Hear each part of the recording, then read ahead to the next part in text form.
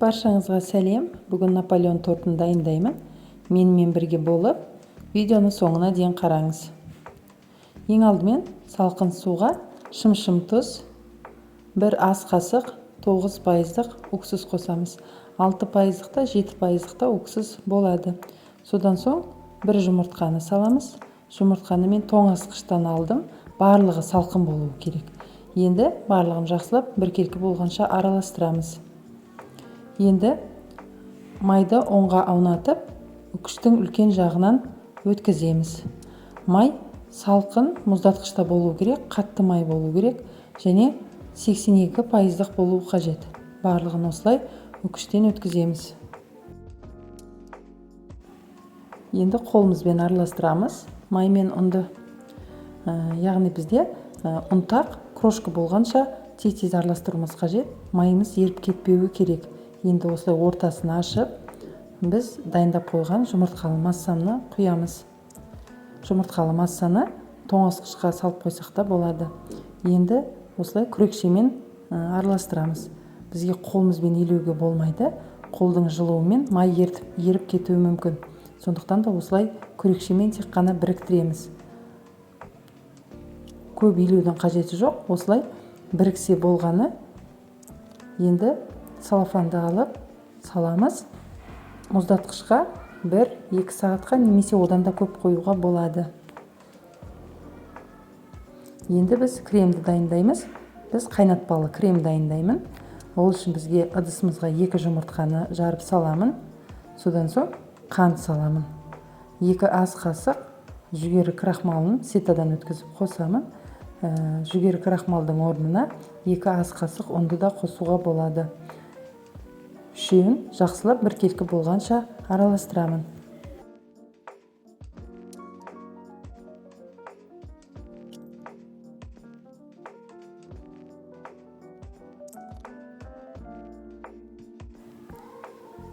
Енді сүтті құямыз. Сүттің температурасы маңызды емес. Менде майлылығы 3,2% сүт. Кез келген сүт жарайды.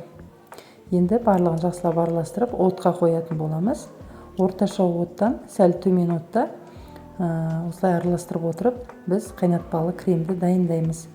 Міндетті түрде осылай араластырып тұруымыз қажет, себебі крем күйіп кетуі мүмкін. Қоюланғанша араластырамыз. Менде шамамен 15 минуттай уақыт өтті. Осылай қоюлана бастады. Біз кремімізді қайнатпаймыз.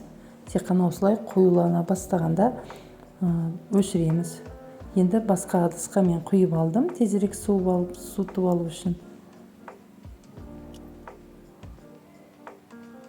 Бетін осылай пленкамен ешқандай ауа кірмейтіндей жауып қоямыз. Сол кезде бізде біркелкі түйіршіксіз крем болады. Толық суығанын күтеміз. Енді біз мұздатқышта тұрған қамырымызды аламыз. Менде 1 сағаттай тұрды. Кішкене ұн салып, осындай 9 бөлікке бөлеміз. Мен 9 бөлікке бөлдім. Менде тортының диаметрі 24 см болады. Барлығын бөліп, осылай домалақ шарик жасап аламыз.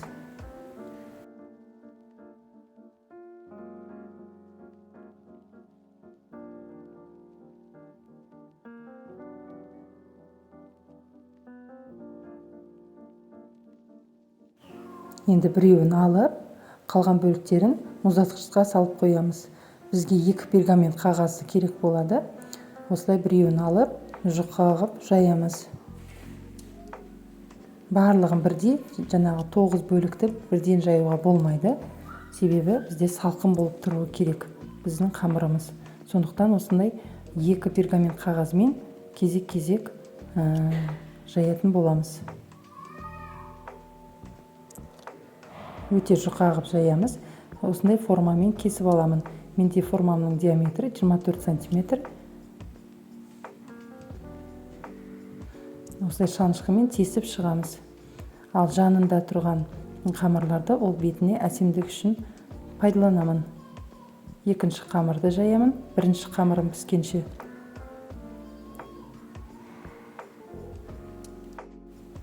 Қызып тұрған пеште 200 градуста 8-10 минут пісіріп аламыз.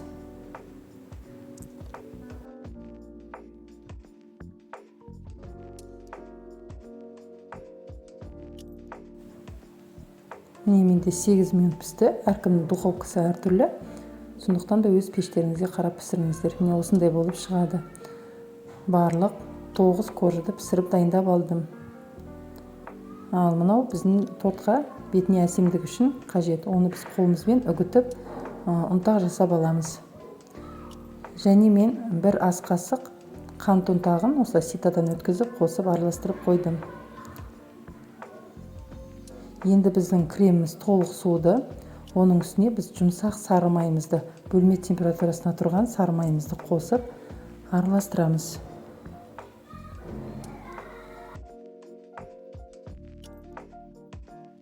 Осымен біздің қайнатпалы креміміз дайын. Енді тортымызды жинауға кірісеміз. Осылай ең астына бірінші коржымызды саламыз. Содан соң осылай кольцо кигіздім мен. Бұл міндетті емес. Бір коржға 4-5 ас қасықтан крем салып барлық жағына жағамыз.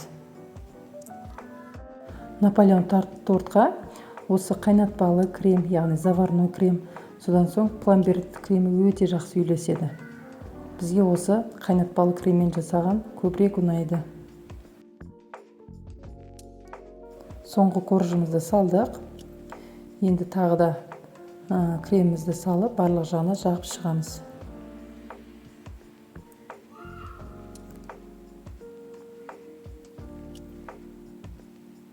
Кольцодан шешіп, содан соң қалған креммен жан жағына да жағып шығамыз.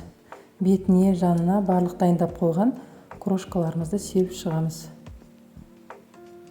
Дайын болған торты тоңазытқышқа 2-3 сағатқа немесе түнге қалдыруға болады.